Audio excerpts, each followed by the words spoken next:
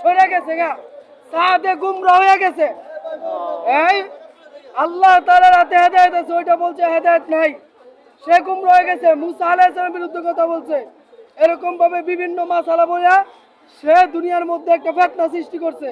এই জন্য সমস্ত উলামায়ে কেরাম একসাথে প্রতিবাদ দিতে, সাদ গুমরা হয়ে গেছে, সাদিয়ানি গ্রুপ গুমরা গ্রুপ, এদেরকে যারা মানবে তারাও গুমরা, এদের পিছনে যারা চলবে তারাও গুমরা।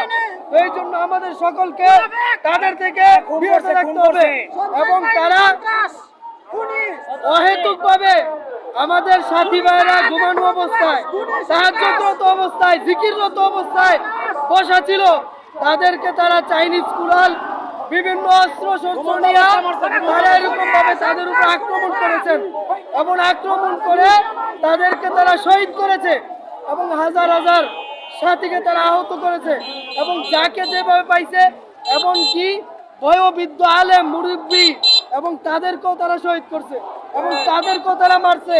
তারা বাংলাদেশের স্বাধীনতা ভূমত্বের নষ্ট করার জন্য পাইতারা করছে। ভারতীয় রয়ের দালালের সাথে মিল্লা তারা আমাদের এই দেশের মুসলমান এবং জনসাধারণের উপর হামলা করছে।